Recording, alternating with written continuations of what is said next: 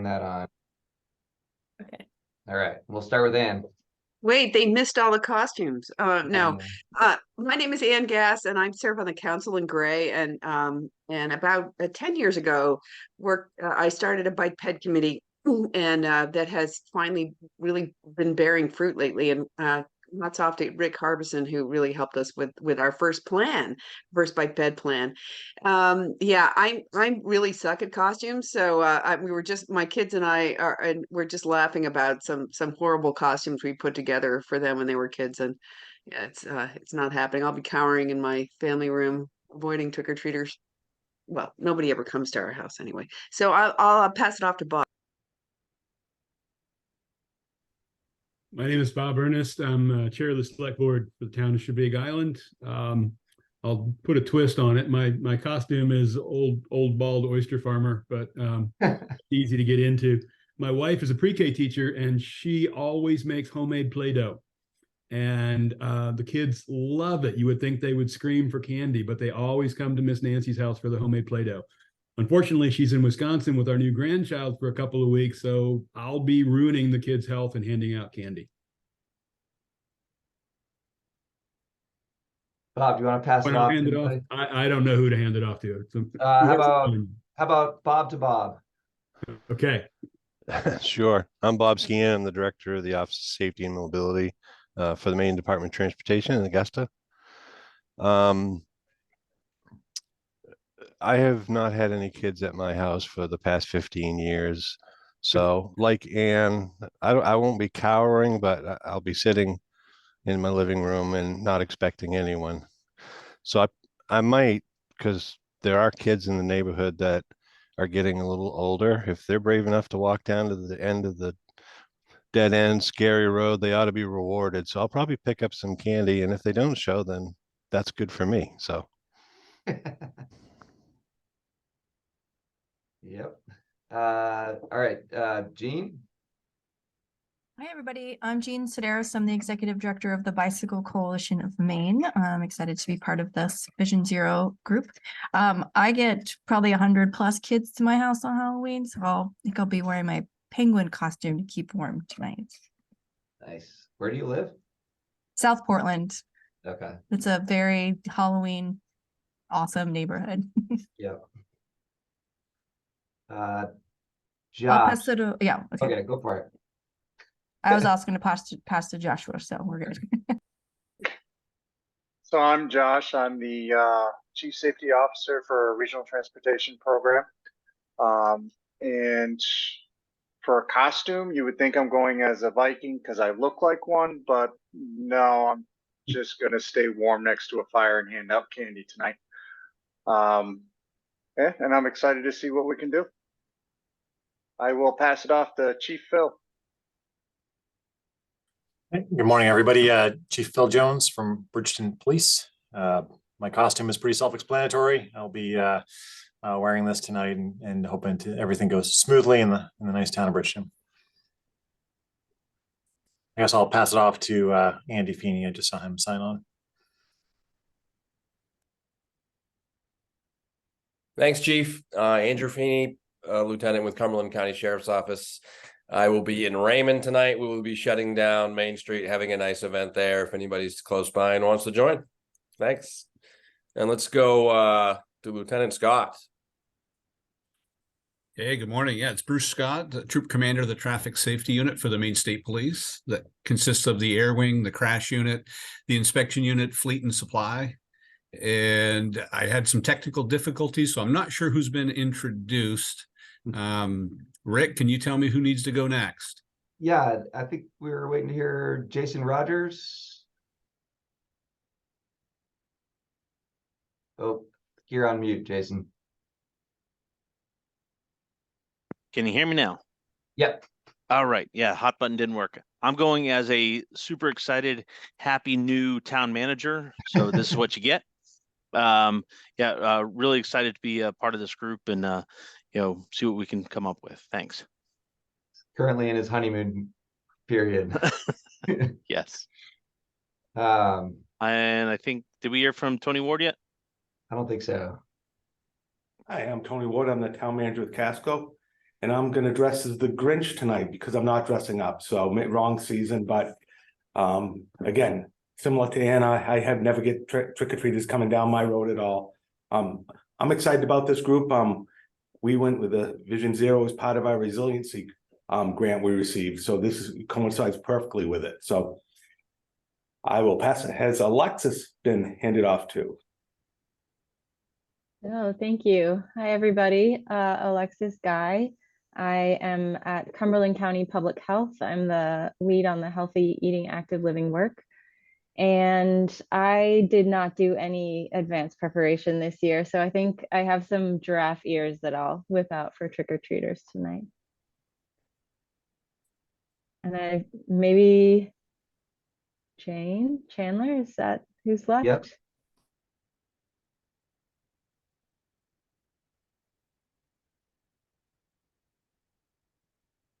Unmute.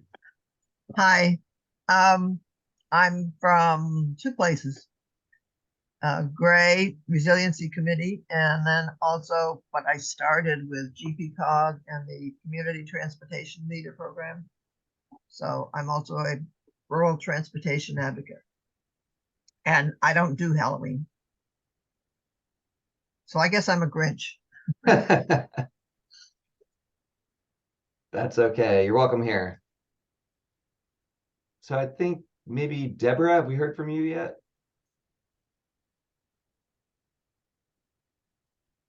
Yeah, I think you're muted still. Thank you. I'm Deborah Smith from New Gloucester. I'm a retired social science researcher and a volunteer with Bling, Building Livability in New Gloucester. And my focus as part of that group is traffic safety, which was identified by respondents to a survey we did last year as their top concern.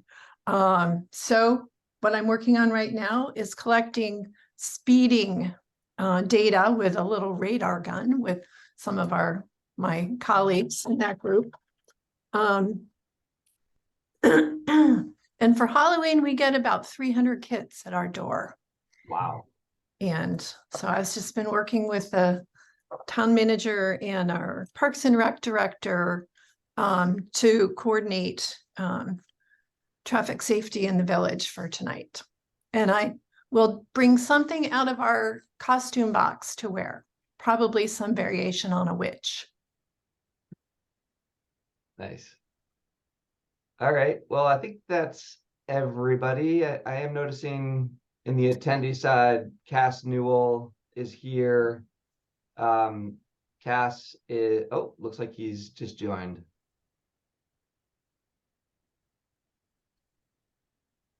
Cass, if you want to unmute and introduce yourself, you're welcome to.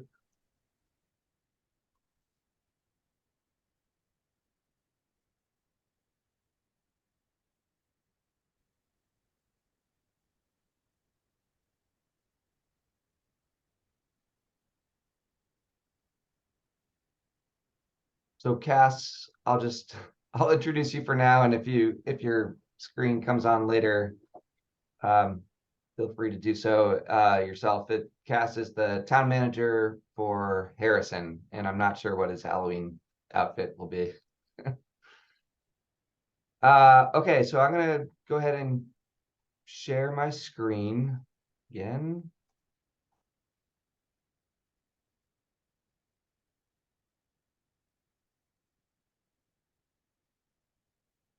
We'll get started. Can you guys see that okay?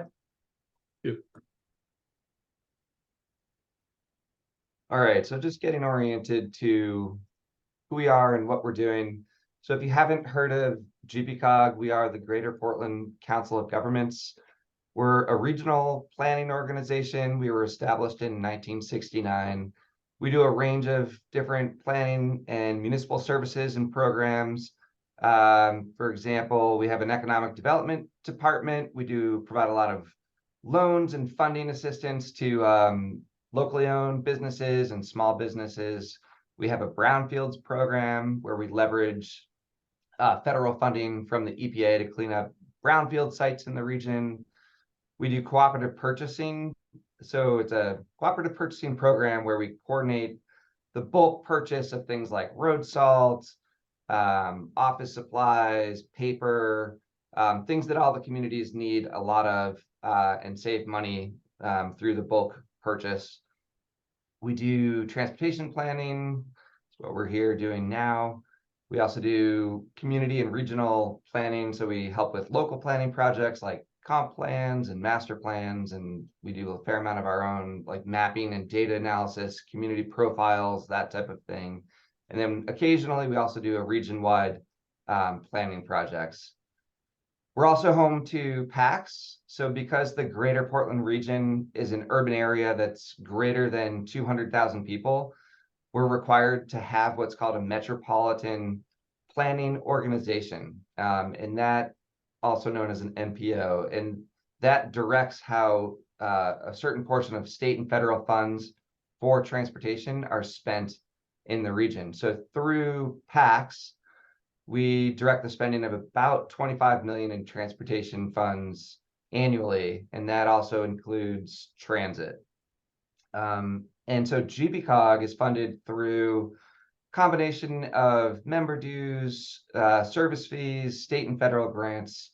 And I would say the best way to get a handle on who we are and what we do is to check out our website, gbcog.org.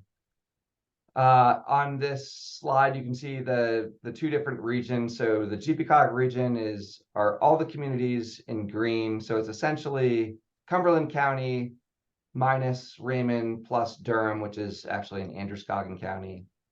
And then the PACS region, which does the transportation planning and directs those federal funds, that is what's considered the urbanized area of Portland. So it's 18 communities, and it includes 4 communities in York County. So Saco, Old Orchard Beach, Biddeford, and Arundel.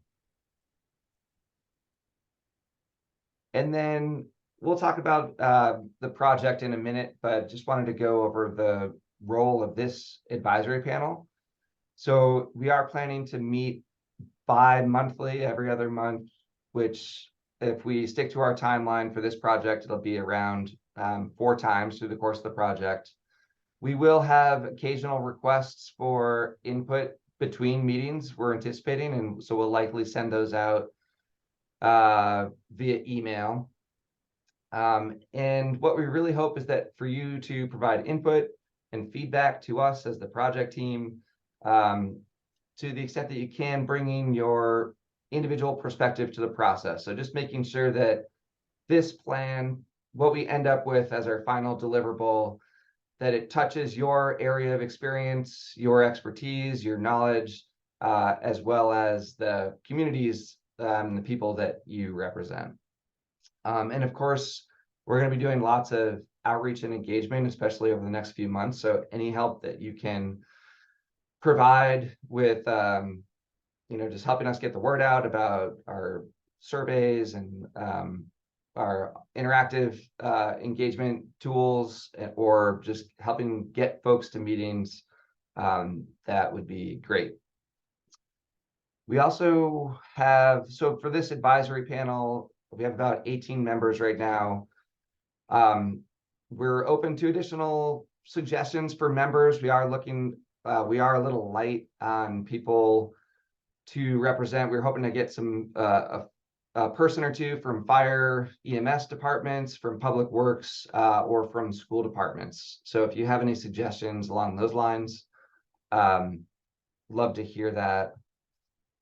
And I'm going to try and drop, excuse me, that's wrong.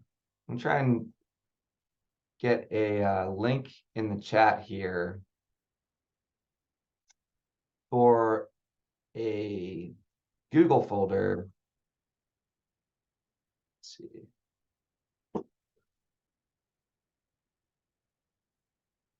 Oops. Stop share. So we've created a Google Doc, and with some questions in it that we're going to have you check out periodically throughout this meeting. I don't know, Lucy, should I do Q&A? Is that, I don't see a chat.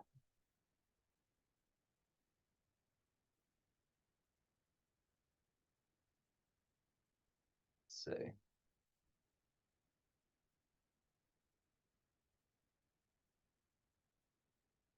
Well,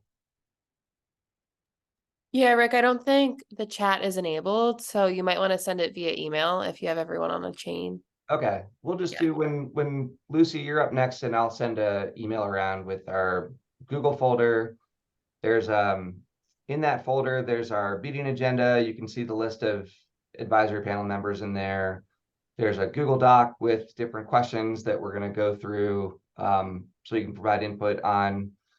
And then there's also the Vision Zero plan that we did last year to give you a sense of, what a Vision Zero plan looks like and what we're up to.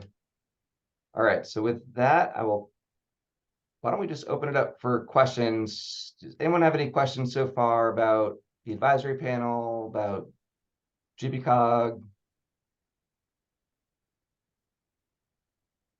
Okay, why don't we? Actually, Rick, could you just talk a little bit about sort of the end result? So presumably we come up with some sort of plan and that goes to where and for what purpose?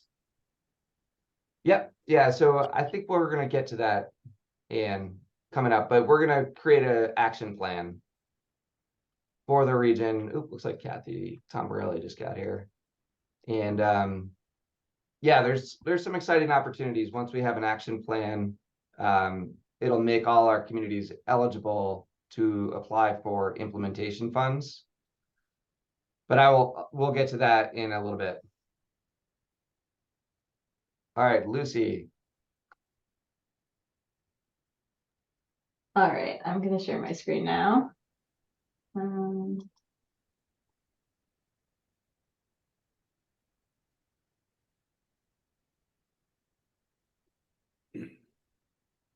There we go. All right. Okay.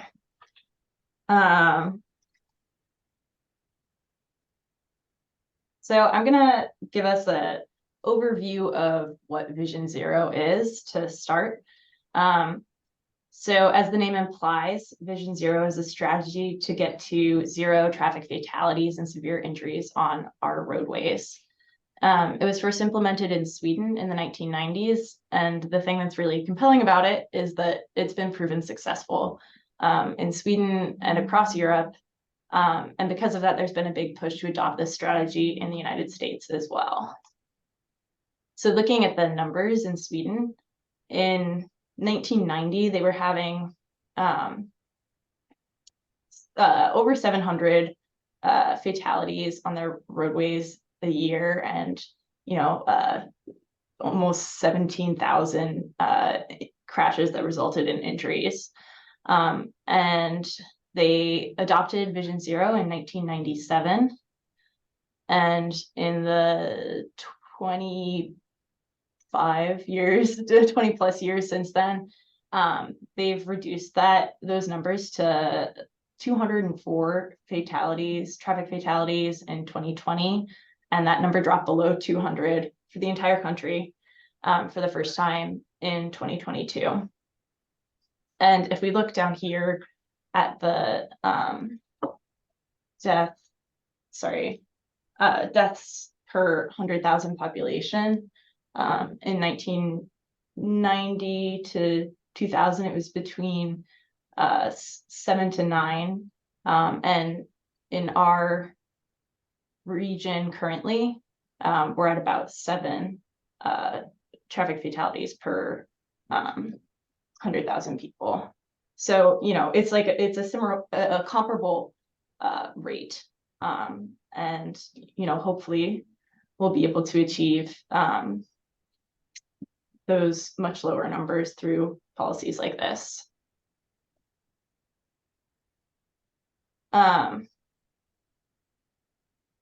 Going into Vision Zero, it's not just a goal. It's not just saying, we want zero traffic fatalities and severe injuries.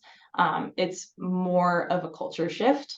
So in our traditional approach to traffic safety, there were certain assumptions, such as the assumption that traffic deaths are inevitable. They're sort of the price that we pay for mobility. Vision Zero says that, in fact, traffic deaths are preventable and they're unacceptable. The traditional approach relied on perfect human behavior, while Vision Zero says that, you know, people are going to make mistakes. And so we need to design roads and have policies to ensure that those mistakes don't result in injury or death. The traditional approach focused on preventing all collisions of all types. Vision Zero really zeroes in on severe and fatal crashes. So the crashes that have the highest impact, and preventing those first. The traditional approach said that individuals were responsible for traffic crashes. Vision Zero says that we all operate within a flawed system and we have shared responsibility for traffic safety. The traditional approach said that saving lives is expensive. Vision Zero says that a lot of the changes that need to be made are actually not expensive. There definitely are some more expensive ones as well, but that truly it's worth it because we're talking about people's lives. And the US Federal Highway Administration has really embraced this Vision Zero thinking. And in 2013, the FHWA created its own adaptation of Vision Zero called the Safe Systems Approach. So the Safe Systems Approach has 6 principles and 5 elements. You'll see the 6 principles around the outside of this circle here. And those are really similar to those Vision Zero assumptions that I was talking about before. And then the 5 elements on the inside of the circle are specific crash risks. And it's by addressing the 5 elements that we can ensure that we have a safe system. So I'm going to go into each of these quickly, and then go into detail on a couple specific ones. So first, we have that death and serious injury is unacceptable. So obviously we don't want any crashes, but with the safe system approach, we really focus on the ones that result in death and serious injury, because no one should experience either one of those in our transportation system, and they are preventable. Our second principle, humans make mistakes and they don't stop making mistakes just because we're behind the wheel. We need to design roads that anticipate mistakes and are forgiving of them. Third, humans are vulnerable. Our bodies have physical limitations and we can only tolerate so much force or impact. So we need to design and operate a transportation system that's centered around humans, not vehicles, and accommodate our soft and breakable bodies. Responsibility is shared. Everyone involved in the transportation system is responsible for making sure it's safe. The people who use it, design it, manage it, and legislate around it. Oh, sorry, this is out of order a tiny bit, but more on the humans are vulnerable piece. So all humans are vulnerable, right? But some of them have a bit of an advantage in that they're inside of vehicles that have safety elements like airbags and seatbelts and hard metal shells. So we refer to people who aren't in cars as vulnerable users. So that's pedestrians, bicyclists, people who use wheelchairs or other mobility devices, rollerbladers, skaters, even to some extent e-bike users or motorcycle riders. This graphic shows us the way that speed really factors into the level of danger for vulnerable users. So when a pedestrian is hit by a vehicle traveling at 20 miles per hour, they have an 87% chance of survival. But when that goes up to 40, that pedestrian only has a 27% chance of survival. So by designing roads that encourage slower speeds, we can really have an impact on how many people are getting injured or dying on our roads. And when we're thinking about our rural roads, like in this plan, there may not be as many pedestrians or cyclists on the roads, but they're still there. And when we think about the speeds on those roads, the safety of those vulnerable users is a real concern. Finishing out our Vision Zero principles, the last one is that, there's two more. The fifth one is that safety is proactive. So we have to identify and mitigate the risks in our system now instead of waiting for crashes to occur and then thinking about what we can do.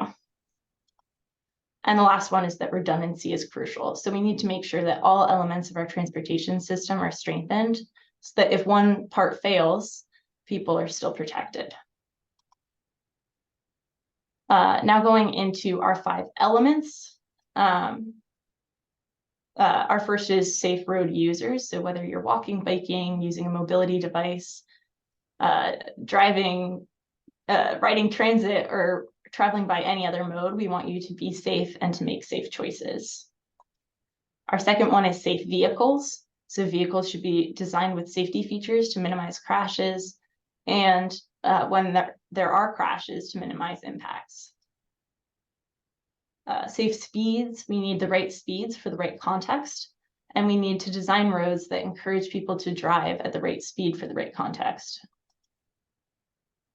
Our roads need to be in good shape, and we should design them to anticipate human error. So for example, separating people who are traveling at different speeds, or providing dedicated and appropriate times for different users to move through spaces. And then finally, post-crash care. So when crashes do occur, we need to make sure that we have good emergency medical services in place, good traffic incident management and forensic analysis, and forensic analysis at the crash site so that we can figure out what happened and learn from it. Quickly going back to one of our safe systems principles, redundancy is crucial.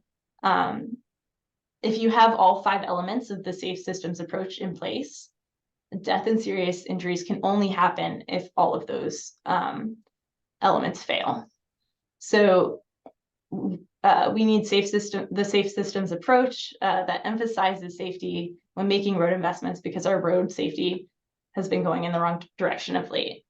So on the right, we see a situation in which each of those elements failed. We have an unsafe road user who maybe was distracted or intoxicated while driving, and they were in an unsafe vehicle that had no safety features and lights that didn't work. They were going at unsafe speeds on a 6-lane road that had no sidewalks, and this road is filled with potholes and there's no lighting, and the first responders weren't able to get there for 45 minutes, and when they did, they didn't have the right equipment. So hopefully that's going to be very rare. More likely, one of these 5 elements will hold and will avoid death or serious injury. So on the left, we have the same situation.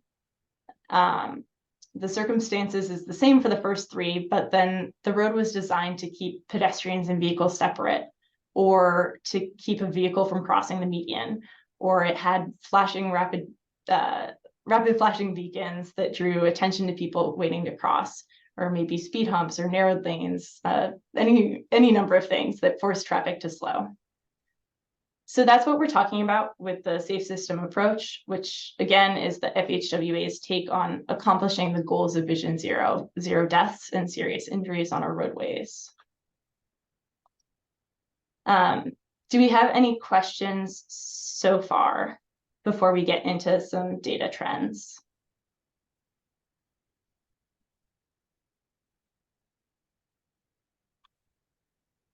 All right, I'm going to jump right in then.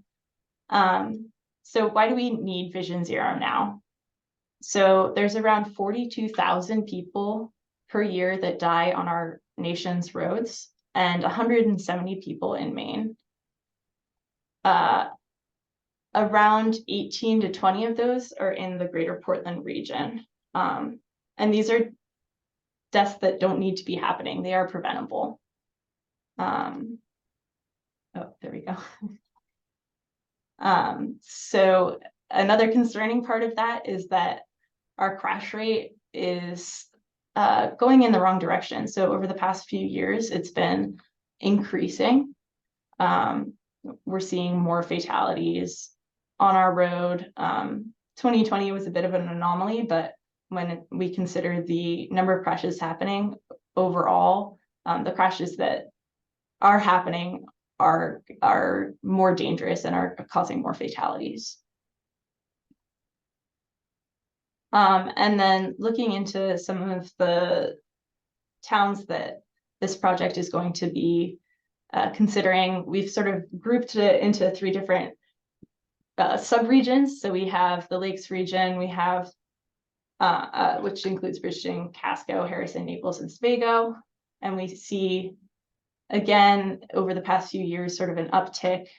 And overall, just, too many people who are dying and getting injured on our roads. Then we have Gray, New Gloucester, Pownell, and Durham. Again, we see that upward trend over the past few years, and hundreds of people, over 100 people who are getting injured on our roads every year. And then we have the islands, so Chepeake Island, Long Island, and Frye Island.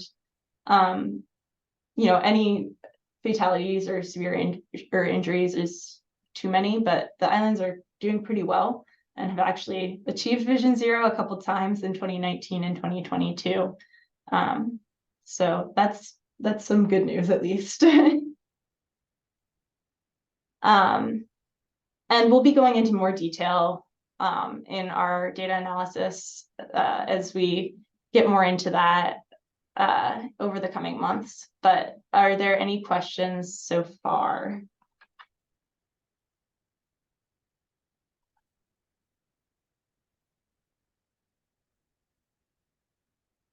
We're going to talk about what goes into an action plan next, but like Lucy said, the safe system approach, that's really the FHWA's Federal Highway take on Vision Zero. And one of the reasons why we plan to follow that so closely is that this is a grant from Federal Highway called Safe Streets and Roads for All. So we're really using that as kind of like the backbone of our plan. And that's how we organize it with the last one as well.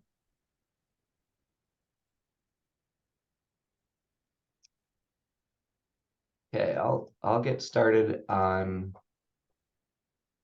the elements that go into an action plan.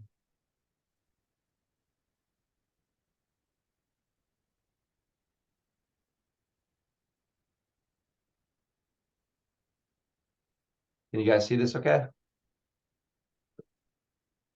All right, so we have this really kind of rare and massive opportunity in front of us right now where the right thing to do, which is, Vision Zero approach, just happens to line up with pretty huge sums of federal funding right now through the bipartisan infrastructure law. There's a program called Safe Streets and Roads for All. It's a grant program through Federal Highway. There's about $5 billion in apportioned funds over 5 years. So it began in 2022. There's 2 major categories of grant. There's planning and demonstration grants, and there's implementation grants. We're currently in the 2nd round of this grant program. There's 100,000 to 10 million for the planning and demonstration grants. For the implementation grants, it's 2.5 million to 25 million max for those. So the implementation grants are where you can actually fund projects. So that would be the real windfall if we were able to get an implementation grant.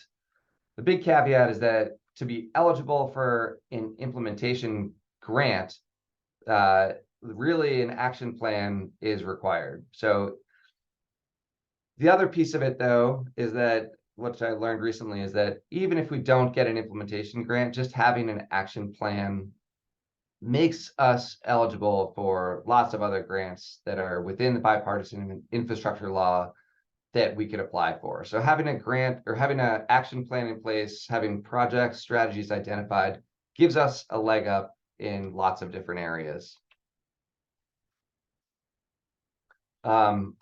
Just to give you a sense of how big this grant program is, though, the first round of funding, there was 800 million distributed to around 500 communities across the country. And that the result of that is that more than half the US population will live in cities or counties that where an action plan is in place. So that was a kind of interesting anecdote I heard the other day. So this is a timeline. This is kind of an overview of everything GBCOG has done so far as it relates to Vision Zero and the Safe Streets for All grant. So we started our first Vision Zero action plan before the first round of Safe Streets for All grants came out. So there's a deadline of July 22nd or July 2022 for the first round of action plan grants. We knew it was going to be competitive, so we thought that having something started would help. So we applied in July for that first action plan for the entire GBCOG and PAX region. We were awarded the grant, but the funding was not released until just a few months ago. So we ended up focusing our first action plan on just the 18 PAX communities. So I'll show you that map in a second, but it was essentially the map of those communities that were in magenta. And so that plan was entirely funded by PAX.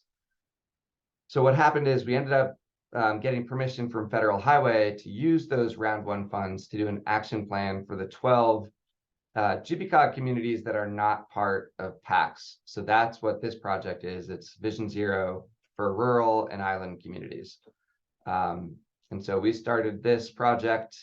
We were able to start working on it in July, and we'll talk about all the things that we've done so far leading up to this point in a minute.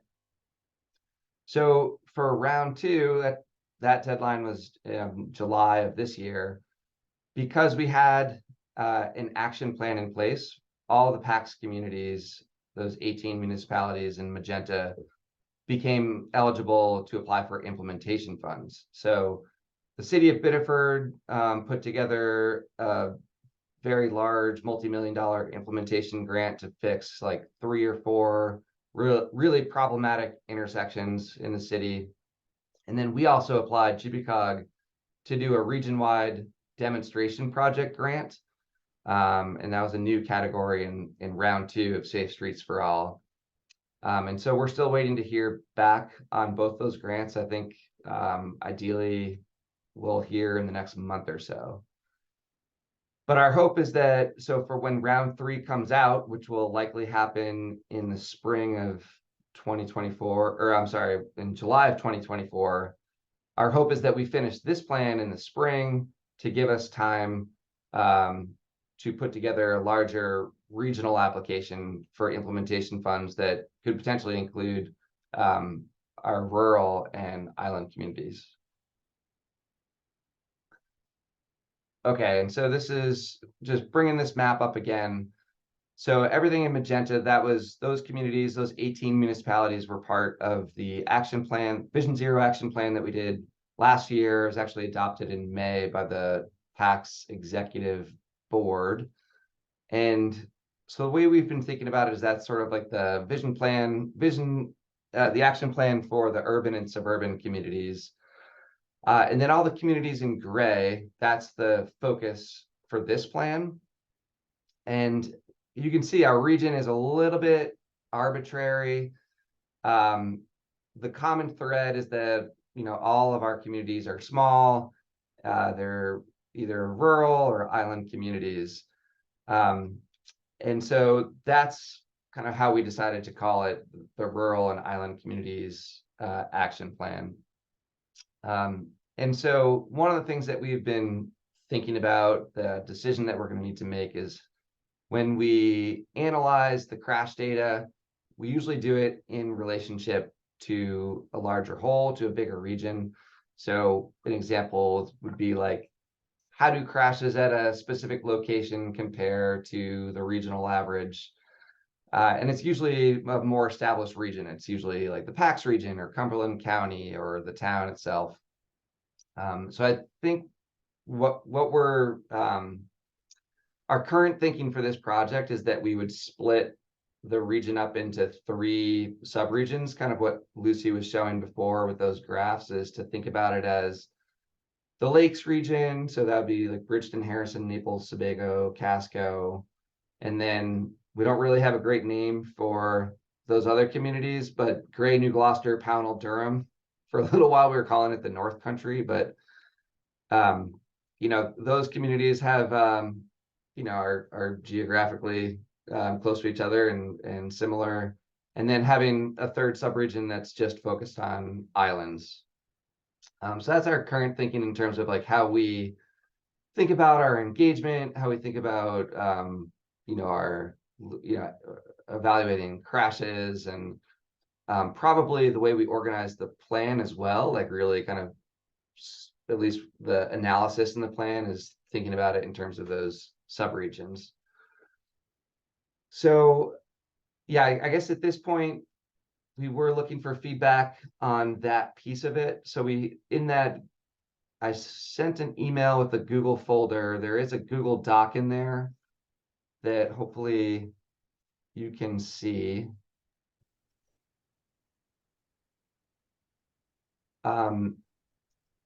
Should look something like this. So if you have any suggestions for the advisory panel, you could add them in there. And then we have a question here. Are you okay with how we have divided the region into 3 distinct subregions?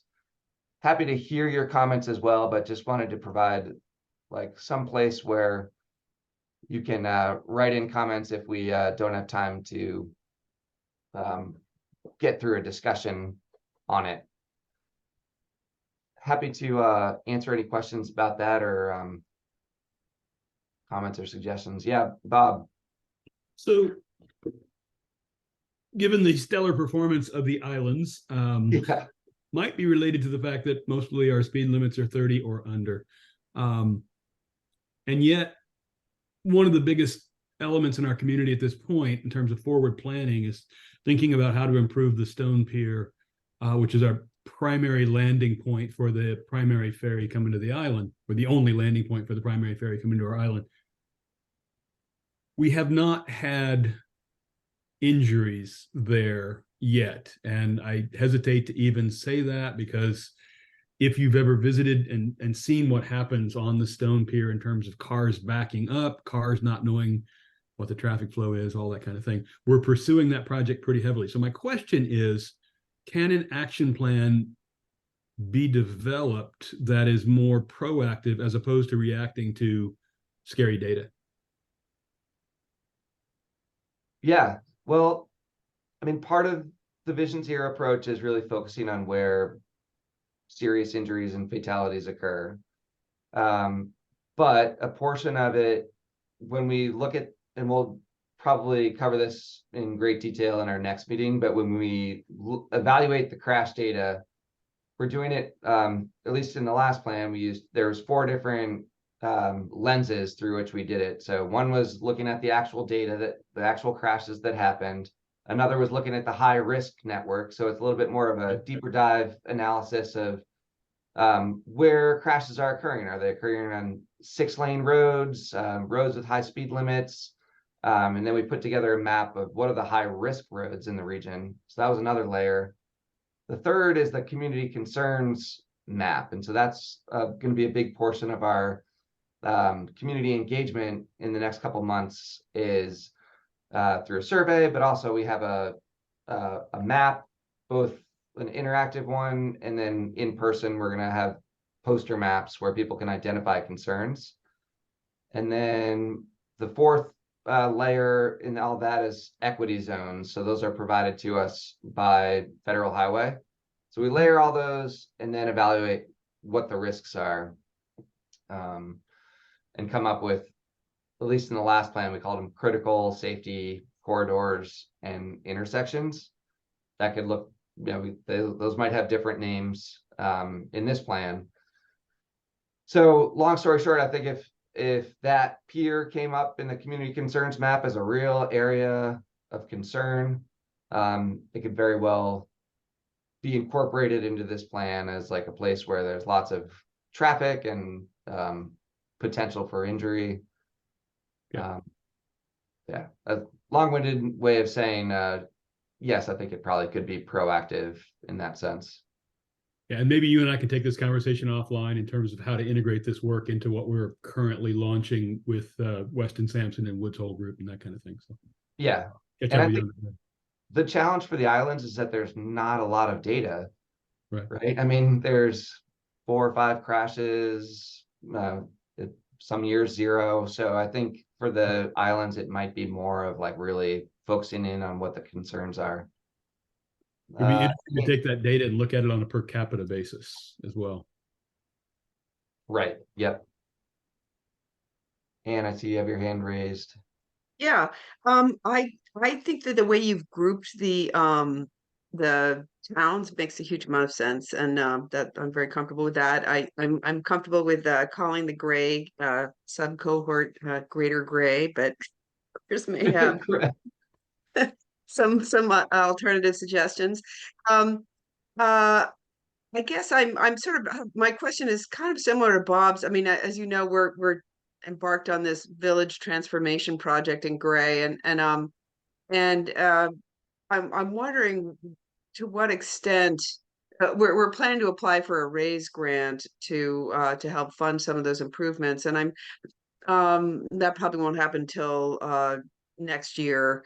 And I'm just wondering whether or to what extent some of these funds potentially could, help to offset some of the costs that we're gonna, we're in the process of identifying of improving those 2 major and very difficult intersections in Gray Village. Is that, I mean, this is sort of a complicated question, I guess, because there are a lot of unknowns, like, are we even gonna get the raise grant? Yeah. But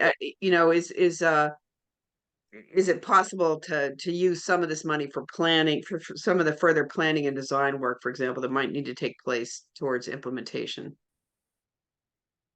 Yeah, I mean, I think for the raise grant, that would be something that you just got to go for, and this like the timing may be very different. First of all, like I think so we'll be eligible, assuming we get this plan done in April. The deadline is next July. Probably here if we get anything by, November of 2024. So I don't know how that lines up with the raise grant. But I would imagine that for that next round of Safe Streets for All funding for this round 3, we'd probably put together a regional application. So I'm not sure if it would how much it would really center on Gray. I think it could include portions of Gray.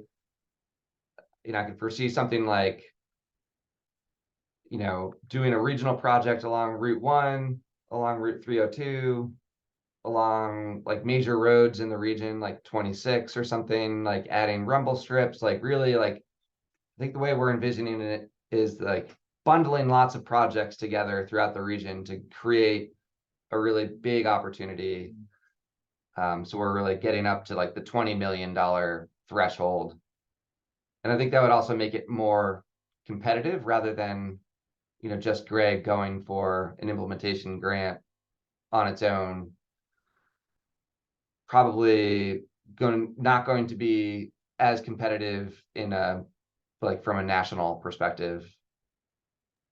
That makes Right, sense. that's helpful to know. Yeah, it does. I mean, I was thinking more around the planning and design work that we're needed to do in the village, but and offsetting some of those costs. But and I guess in your initial grant round where you were applying for implementation grants, that's I thought I heard you say like Sanford went for some money and so that's where I was sort of coming from. But it makes, those focusing on those big arterials is a good idea. I do think though that there are some some problematic intersections, and as you know, Gray is one where you know, like a number of different state roads converge in a small area, and that creates a lot of the way the existing intersections are configured. It creates a lot of confusion and congestion, and there's quite a number of crashes that happen there. I don't think there have been any fatal ones in the intersections themselves, but quite a number of actual just crashes. Yeah. Yeah, the Biddeford application, they had their intersections where it had been fairly they'd done the design, the initial engineering, so they were ready to go to apply for those implementation funds. But yeah, so that's something that is certainly like the element of project readiness would be a part of the discussion for, you know, whatever we apply for. But, you know, having those things identified, those issues identified in a master plan, in this plan, if they keep coming up, they will have more heft to them, I would say, in terms of potential to get funded.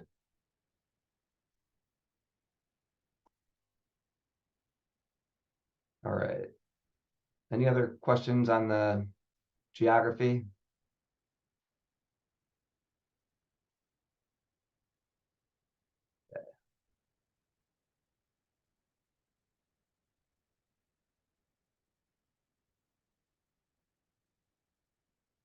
Okay, and then since this is a federal highway plan and grant, there are certain key components that we are going to need to include in the plan. So having a rigorous safety analysis, doing a robust community engagement. Ultimately, they want to see us get down to a place where we have priority locations, priority projects, priority strategies. They're going to want to see a way that we measure progress, have goals and targets. A leadership commitment is going to be required. So we do have our GPCOG executive committee that will ultimately adopt the plan for GPCOG. But I believe in talking with our grant contact at Federal Highway, I believe that if the individual communities want to apply for implementation funds, you're going to need to have a Vision Zero policy adopted by your own town council or select board, or adopting this plan, one or the other or both.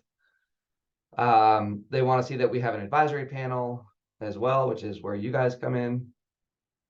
And then we're back at the top, the safety analysis. So another question for you all just to think about is whether or not if you represent a community, if you're, you know, do you foresee any issues with your community adopting this plan or being able to sign on to a Vision Zero pledge?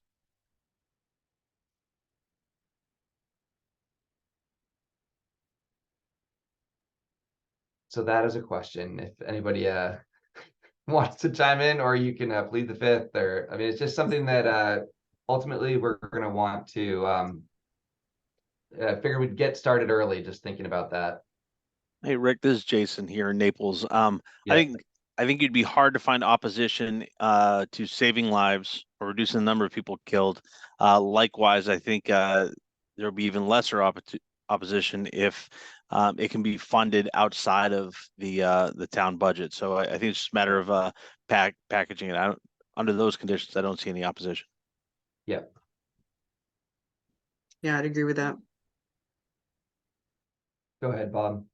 Yeah, same thing. I would make it a little stronger. I would say that if we package it up properly, maybe even in the form of inclusion in a workshop regarding our issues at the Stone Pier, but taking it in a particular workshop about safety. Beyond that, the other issues we have are obviously narrow roads that don't have center lines, a lot of bicyclists and pedestrians, many of whom don't even know how to walk on the proper side of a road when they're walking down a road because they're not used to walking down roads. So I think it could be a strong note of support from our community. I would guess we would want to get it out there in the form of some kind of a workshop and then bring it up at town meeting for an official vote. Yep. Bob? Yeah. Oh, sorry. The other Bob. Ah. The other Bob.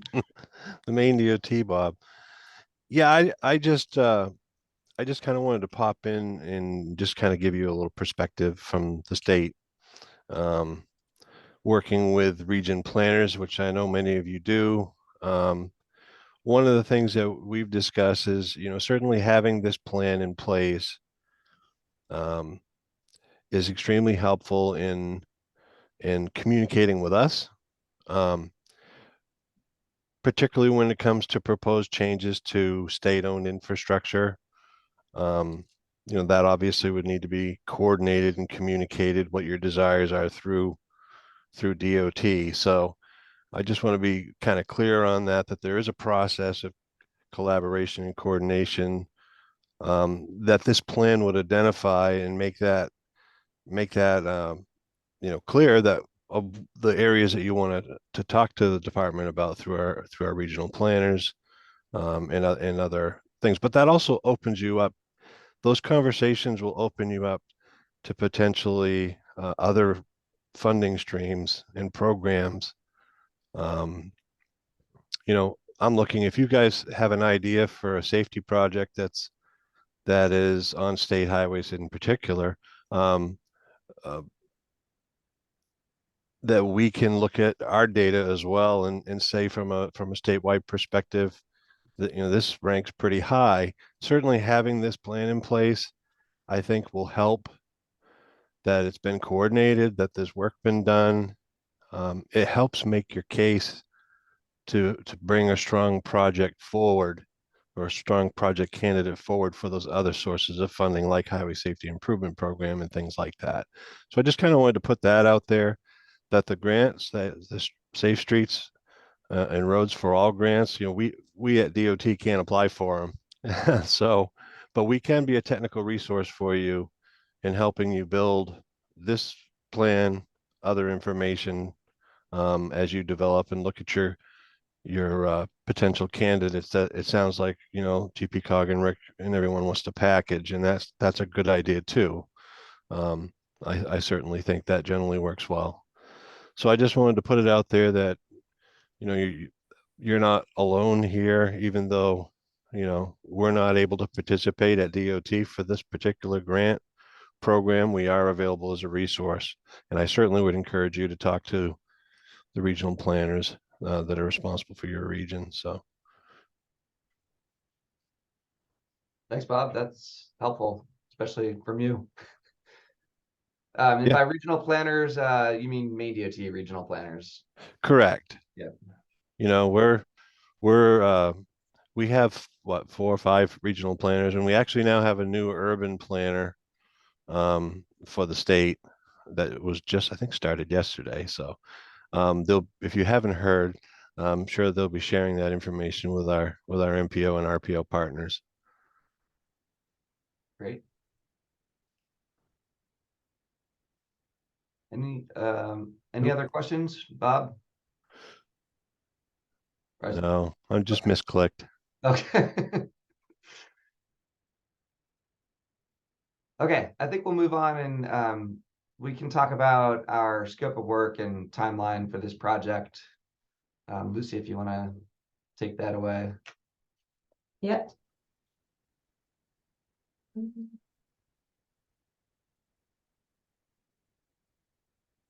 I guess I'll just mention before we get into that if you are curious in learning more about what this plan might look like and what we've done before, it's available online, and you can look at our website, visionzerogreaterportland.org.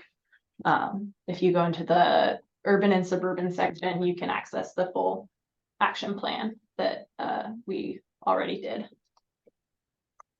So now reviewing our scope and timeline. So we're sort of right at the between phase 1 and 2 here. So we started off launching our project last month, and have been in that phase so far. So really raising awareness about the project and establishing our advisory panel. November and December, we're going to be focusing on identifying issues through analyzing crash data and public engagement and stakeholder engagement. Stage 3 is going to be finding solutions in January and February. So we'll be identifying those priority locations based on our crash analysis, public engagement, etc. And then formulating action steps. And then in March and April, we'll be drafting the plan and reviewing the draft plan with you all, and then seeking adoption by the GPCOG Executive Committee.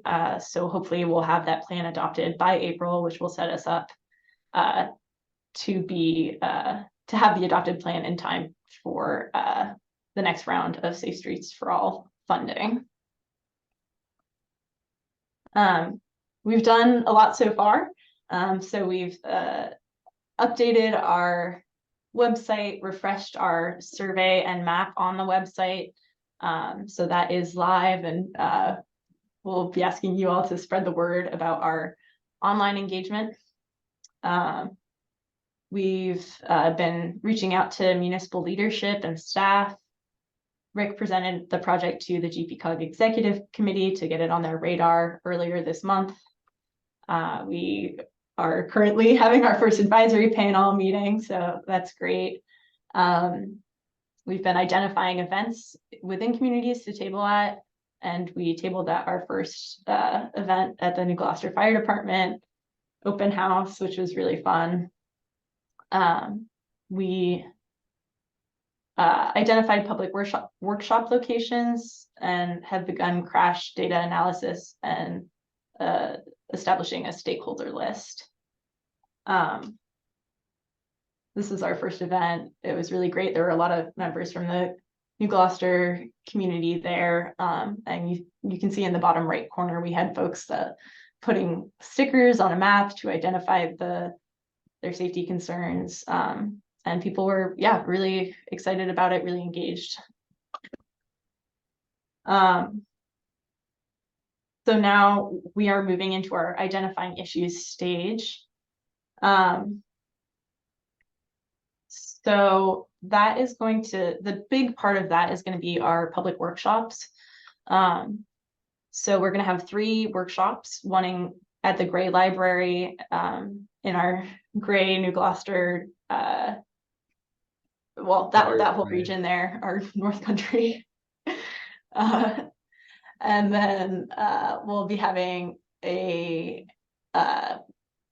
second workshop at the Bridgeton Library in early December, and then we'll have a virtual workshop as well for any folks who couldn't attend either of those. And then throughout this time, we'll be tabling at events as well. We'll have our online survey and interactive map going.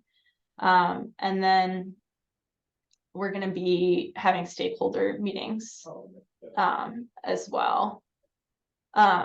So I guess to open up a little bit, questions for you all. Do you have any ideas for specific people, stakeholders, or community-based organizations that we should make sure we speak to? And you can feel free to answer now or put it into the Google Doc.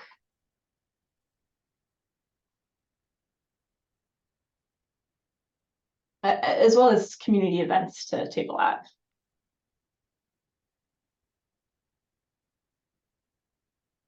One of the things that we were thinking about for tabling at community events was potentially like having that table at a town office and just holding like office hours in the lobby or something, like showing up for a couple hours, and people that enter the the town building, we could chat with them, get them to identify a location on the map. So that was one idea. Just kind of rotate around to different town offices. And then another thought was election day. If there's a good location to post up at election day with a table, if that would be appropriate, or if that would be worthwhile way to reach a lot of people. The other thoughts are farmers markets, although a lot of those are finishing up right now. I see Tony, you had your hand raised. Yep. Again, what you just mentioned, Rick, I think the election day, you would have a lot better feedback than trying to sit in the town office. Yeah. The days of how many people come in the town office, it'd be a wild guess of how many people are coming in. I think the election day, you would actually have a substantial opportunity for some input on that. Yeah. Yeah, I think if the town office, maybe that, like, if that were to work as an idea, it would maybe be more of a static thing, like a poster that we leave up and then come back and collect, a month later or something. But yeah, I think that either way, I don't think that would draw a ton of input. I know we did that with part of our comp plan. We had a static posting with the comp plan, and the feedback we got in writing from there was very minimal compared to any digital marketing we did of it. So yeah.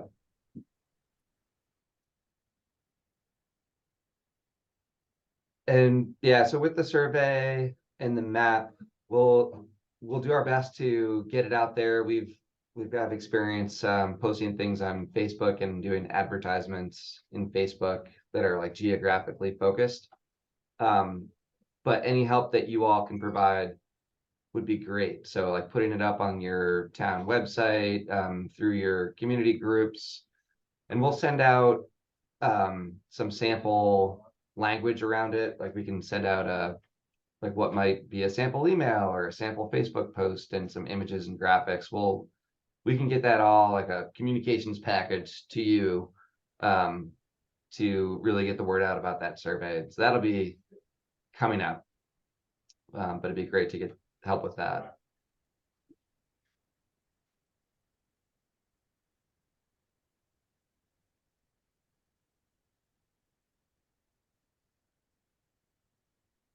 So if you do have any events in the region that you can think of that would be good opportunities for us to table at, just feel free to put them in there on the Google sheet, or however you want to notify us of them.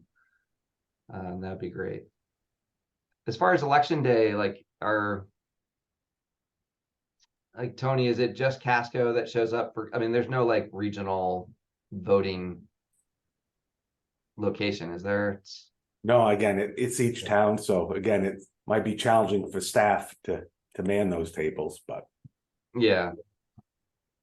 Yeah, I think it might also be confusing if you got a table out there talking. I know you're not allowed to campaign within, X number of feet of a polling station, but I wouldn't want to confuse the public. We're talking about, this project, and then they might go into the booth and they're looking for something on the ballot, something to vote on regarding this, Yeah. and I just want to confuse someone going into the booth.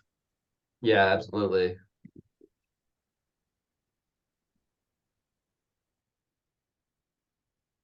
All right. Rick, Yeah. Rick, have you talked with Chief Ekinich in Gray, the fire and safety officer? No, not yet. I wrote myself a note to talk with him and ask him if he'd be interested in being on this panel. Okay. I think he'd have a lot more input than I do. Yeah, that'd be great. My only interest at this point is, but for this particular thing would be if you were going to be doing anything on Route 100 in Gray.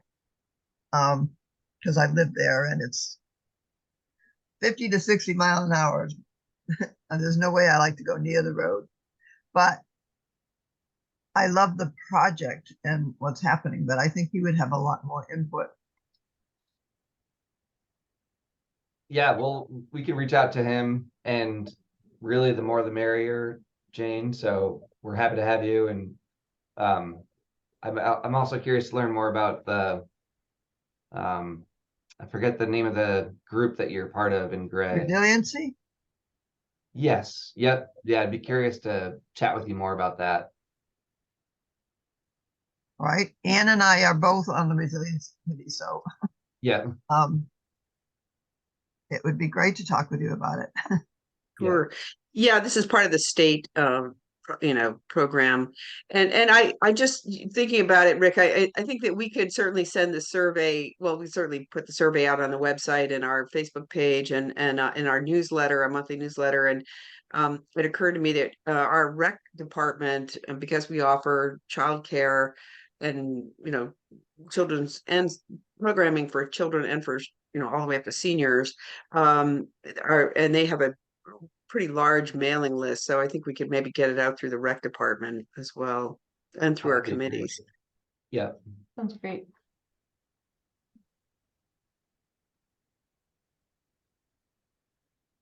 Lucy, do you want to talk about the public workshops real quick and go Yeah. over So our public workshops that we're going to have in late November and December are going to be similar to the workshops that we had for our first round of Vision Zero. But we're trying to mix things up a little bit and think about how we can be really engaging and get good information from folks in the communities. So we want input from you about, if you have ideas of activities we should include, or information that would be useful to have. So right now we're thinking we'll have a brief presentation to start, anywhere from 15 to 30 minutes, depending on how many stations we have going that are of the interactive stations. And then we'll definitely have our paper maps out for folks to identify safety concerns on there. That was really effective in the last round of engagement that we did. And it's similar to the interactive map that we have online, but it's really cool, like actually seeing, being able to talk to people about it and seeing people interact with their neighbors, and it provides a lot of really great feedback. We also have our survey that we could have available hard copy or on iPads. So it's an opportunity to get more input that way. We could potentially have stations for partners, like community groups. We could have educational posters about the benefits of different safety treatments and sort of raising awareness about that. And we could try to do it in a more engaging way as well. And we could also have a poster where people could share their experiences about if they've been in traffic crashes. We had made a video interviewing people on the street the first time around, sort of telling their stories. And, that's a really, people are at the center of the plan. That is the ultimate goal here. And so it's really compelling to hear their stories. So yeah, we have a space on the Google Doc, I think, for folks to put suggestions around activities for our public workshops as well. The virtual workshop is going to look a little different probably, but feel free to fill those in if you need some time to marinate on it or share anything that you are thinking about now.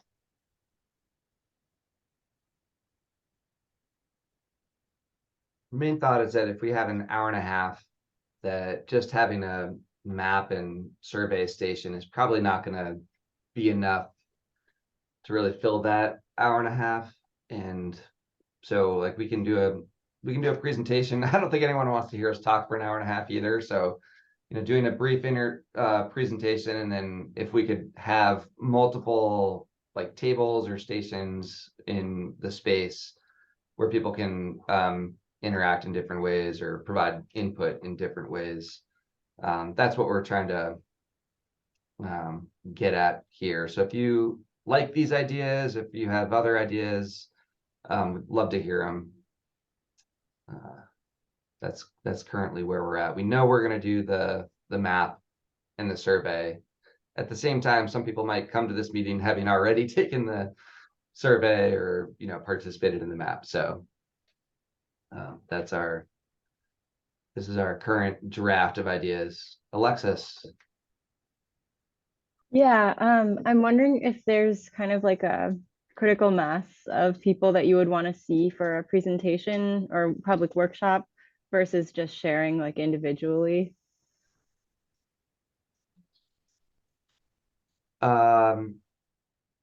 Like a critical mass in terms of like how many people we're hoping to get. Yeah, like how many people you would want to have in a public workshop for it to feel worth the time of doing that versus sharing a like a survey link or something like that. Oh yeah. You know, I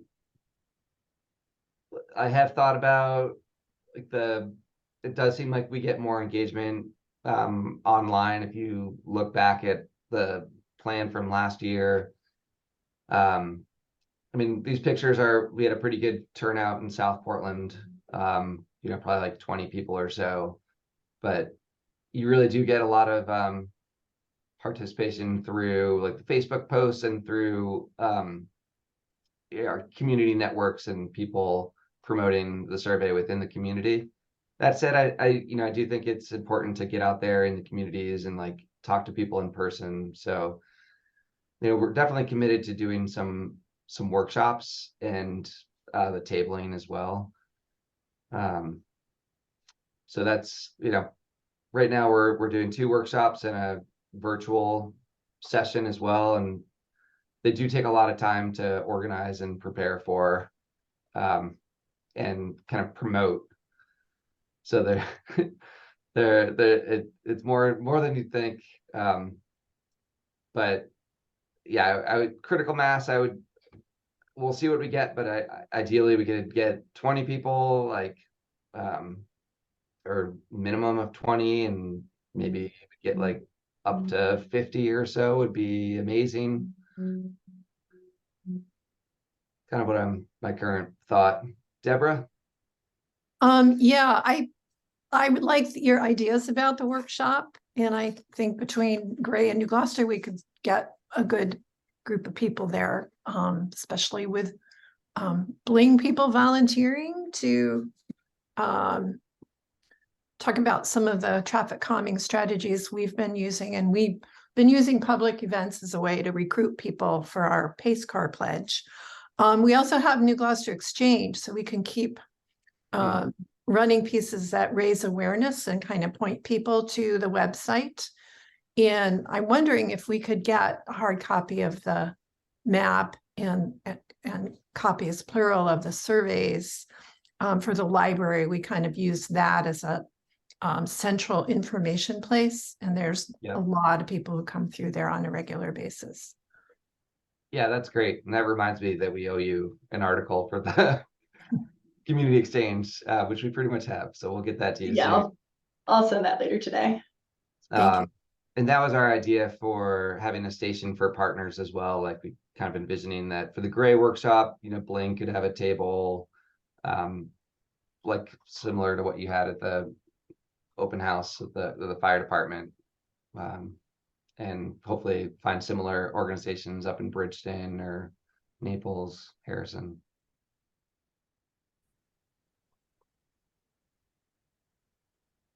Well, I'm just wondering if all of the communities or many of them have local websites or Facebook pages or newspapers that can help to get the word out for those people who don't spend hours online every day. Right. Yep.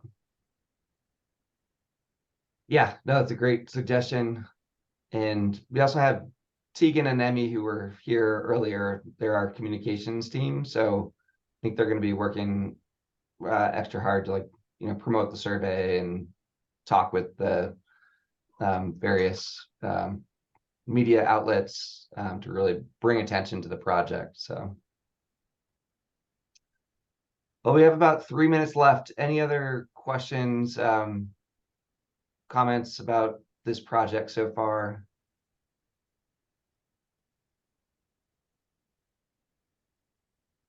We can probably wrap up a little earlier. Yeah, I just want to thank you all for your input today and for being part of this. So we'll send a quick email summary from this meeting. We'll send around the recording as well. Our next steps really is that we're gearing up for those public workshops, and we'll be sending around materials for the survey and doing that outreach. And then if we are tabling in your community, doing those events, we'll let you know. So we may be reaching out to a few of you individually. And then also there's the that Google Doc that was kind of a flop today, so I haven't looked at it, but next meeting we'll try to do something different, maybe like a chat, or we'll figure that out. But appreciate your thoughts, and feel free to email us after if anything else comes up, and we will continue to be in touch on this project. And I think our next meeting will then be December. And so I think for the next meeting, we'll probably be reporting back on all the engagement, giving you a heads up on what we heard, looking at the maps, potentially looking at some of the early crash data analysis. It's a pretty quick moving project. You know, if we're wrapping this up in April, there's a lot to do and not a lot of time. And part of that is just to be able to be ready for that Safe Streets for All round 3 funding.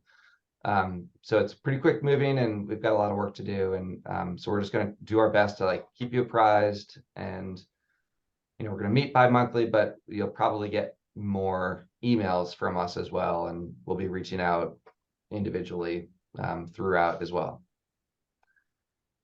So with that, I think we're at our time, and just want to thank you again for coming, and we will be in touch. Bye.